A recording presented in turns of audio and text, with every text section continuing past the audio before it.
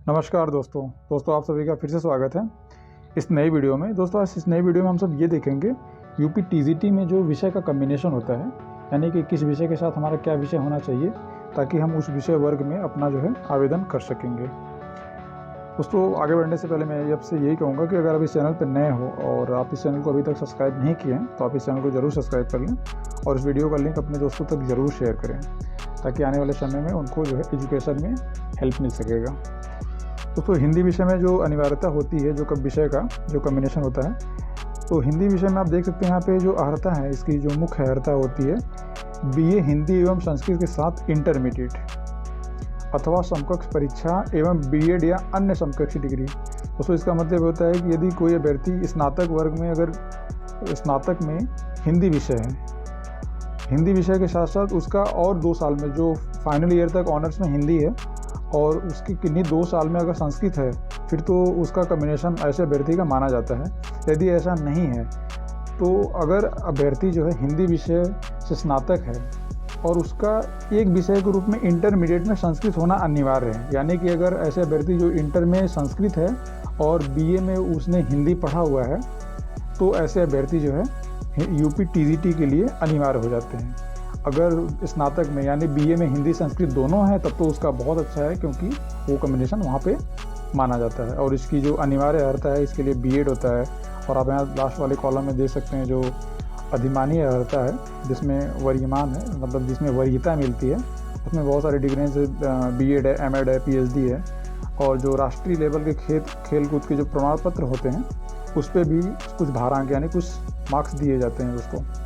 और आगे हम सब बढ़ते हैं, देखते हैं सोशल साइंस विषय के लिए क्या हो सकता है कम्बिनेशन। दोस्तों जो सामाजिक विषय होता है, सामाजिक विज्ञान, उसमें जो है 4 विषय होते हैं: इतिहास, राजनीति शास्त्र, भूगोल एवं अर्थशास्त्र। तो दोस्तों इस चारों विषय में से स्नातक में किन्हीं 2 साल में 2 विषय होना अनिवार्य है।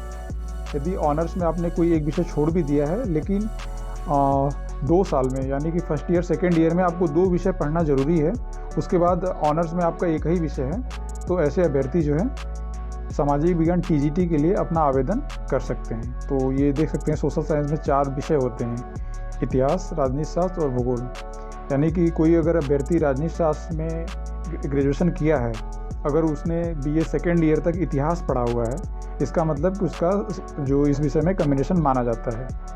और यदि कोई भी अभ्यर्थी इसमें से चारों विषय में से कोई अगर जैसे अर्थशास्त्र यानी इकोनॉमिक्स अगर उसका ऑनर्स में है और फिर उसने अगर इतिहास विषय अगर सेकेंड ईयर तक ही इतिहास पढ़ के फाइनल ईयर में छोड़ दिया है, तब भी उसका कम्बिनेशन माना जाता है। तो इस चारों जो विषय है, इस चारों विषय में से 2 विषय किन्हीं 2 साल में होना ज़रूरी है। तीसरे साल में एक ही विषय रहेगा चलेगा, लेकिन फर्स्ट ईयर और सेकेंड ईयर में 2 साल में इसमें से चारों में से 2 विषय होना अनिवार्य है। तो सोशल साइंस विषय में बहुत सारे लोगों का कम्बिनेशन नहीं बन पाता है, क्योंकि बहुत सारे लोग जो है जब विषय का चयन करते हैं स्नातक में इंटरमीडिएट पास करके, तो उनको इस चीज़ का थोड़ा सा ज्ञान नहीं होता है या अनभिज्ञ रहते हैं आगे इस टीजीटी के कम्बिनेशन से।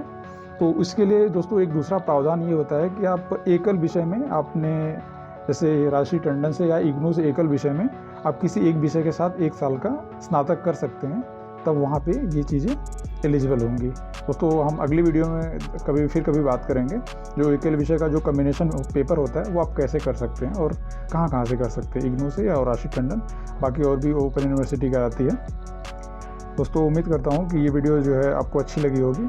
अगर अच्छी लगी तो आप इस वीडियो का लिंक अपने दोस्तों तक ज़रूर शेयर करें ताकि उनको भी पता चले यूपी टीजीटी में किस विषय के साथ क्या क्या अनिवार्यता होती है और कम्बिनेशन क्या होता है।